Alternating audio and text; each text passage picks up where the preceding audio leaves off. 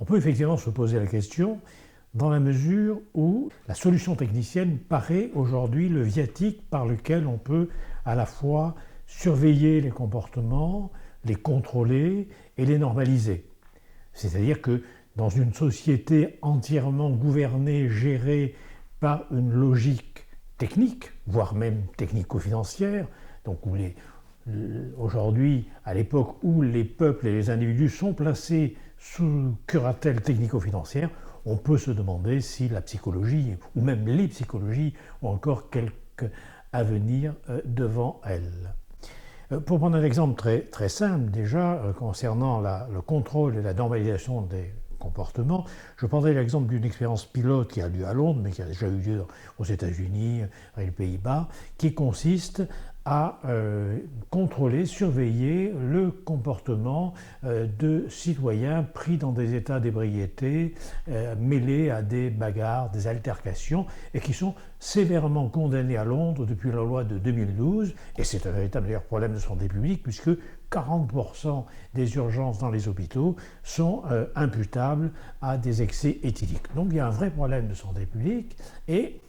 vous allez voir qu'on ne fait pas appel là à des psychologues, ni à des psychiatres, n'est-ce pas? On fait appel à une machine, c'est-à-dire que les condamnés ont la possibilité de porter un bracelet électronique placé à la cheville et qui analyse toutes les 30 minutes leur taux d'alcoolémie à partir de l'analyse de la transpiration, de la sueur. Et bien sûr, à la moindre alerte, n'est-ce pas, l'appareil envoie un signal qui peut conduire en cas de récidive multiple, n'est-ce pas, devant les tribunaux, voire en prison. Donc on a là une machine qui finalement se substitue, n'est-ce pas, non seulement à la conscience morale du citoyen, une espèce de surmoi portatif, mais bien sûr se substitue à la relation de soins, à la relation thérapeutique telle qu'elle pourrait être conduite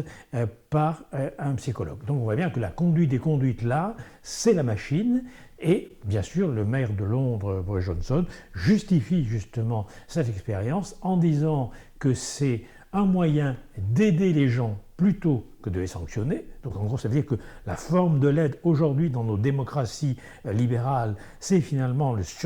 la surveillance et la normalisation par la technique, n'est-ce pas?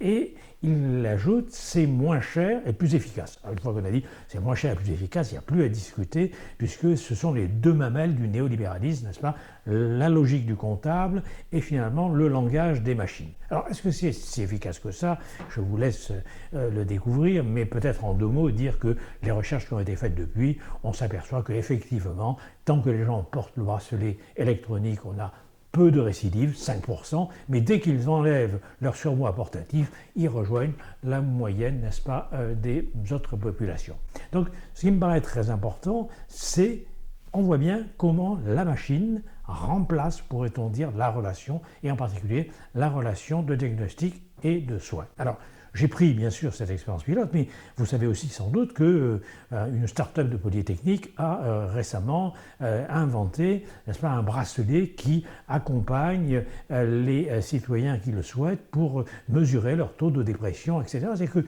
ça n'en finit plus. On va demain faire porter ce type d'appareil aux seniors en cavale des maisons de retraite, aux bambins qui font, n'est-ce pas, crèche buissonnière, et puis pourquoi pas, n'est-ce pas, aux personnels politiques qui veulent attester de la traçabilité de leur conduite et de leur morale. Bref, ça se démultiplie. Alors,